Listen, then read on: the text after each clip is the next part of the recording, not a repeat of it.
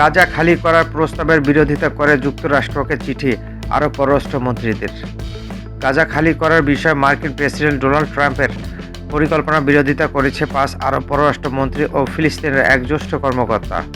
তারা এ বিষয়ে মার্কিন পররাষ্ট্রমন্ত্রী মার্কো রুবিওকে একটি যৌথ চিঠি দিয়েছেন। চিঠিটি গতকাল সোমবার পাঠানো হয়। চিঠিতে সই করেছেন জর্ডান, মিশর, সৌদি আরব, কাতার ও সংযুক্ত আরব আমিরাতের পররাষ্ট্রমন্ত্রীরা। এছাড়া ফিলিস্তিনের প্রেসিডেন্ট উপদেষ্টা হুসেন আল শেখও চিঠিতে সই করেছেন। চিঠিটি নিয়ে প্রথম খবর প্রকাশ করে মার্কিন গণমাধ্যম অ্যাক্সিওস। খবরে বলা হয়, এই কূটনীতিকেরা গত সপ্তাহে মিশরের কায়রোতে মিলিত হয়েছিলেন। ট্রাম্প গত 25 জানুয়ারি প্রথম গাজা খালি করার প্রস্তাব দেন। গাজা থেকে ফিলিস্তিনিদের সরিয়ে নিয়ে জর্ডান ও মিশরে রাখার পক্ষে মত দেন তিনি। ট্রাম্পের কাছে জানতে চাওয়া হয়েছিল, গাজার জন্য তার এই প্রস্তাব দীর্ঘমেয়াদী নাকি স্বল্পমেয়াদী সমাধান। জবাবে ট্রাম্প বলে, হতে পারে। ফিলিস্তিনিরা দীর্ঘদিন ধরে তাদের ঘরবাড়ি থেকে স্থায়ীভাবে বিতাড়িত হওয়ার আশঙ্কার কথা বলে আসছেন।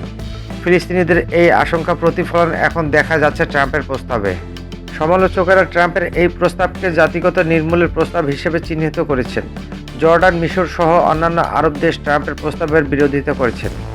ফিলিস্তিনিরা তাদের ভূমিতে বসবাস করবে, তারা গাজার পুনর্গঠন সহায়তা করবে। চিঠিতে আরও বলা হয়, গাজা পুনর্গঠনের সময় ফিলিস্তিনিদের প্রতিনিধিত্ব কেড়ে নেওয়া উচিত নয়। আন্তর্জাতিক সম্প্রদায়ের সমর্থনে এই প্রক্রিয়ার দায়িত্ব অবশ্যই তাদের নিতে হবে। গাজায় 15 মাস ধরে এই যুদ্ধ চলে। ইসরায়েলি হামলায় গাজা ধ্বংসস্তূপে পরিণত হয়েছে। গাজার স্বাস্থ্য মন্ত্রণালয়ের তথ্য মতে, ইসরায়েলি হামলায় 47,000-এর বেশি ফিলিস্তিনি নিহত হয়েছে, আহত লাখো ফিলিস্তিনি। গাজায় ইসরায়েল গণহত্যা ও যুদ্ধাপরাধ করেছে বলে অভিযোগ উঠেছে, তবে এই অভিযোগ ইসরায়েল অস্বীকার করেছে। গত 19 জানুয়ারি গাজায় প্রথম ধাপে যুদ্ধবিরতি কার্যকর হয়। ভঙ্গুর এই যুদ্ধবিরতির মধ্যে বর্তমান যুদ্ধ বন্ধ আছে।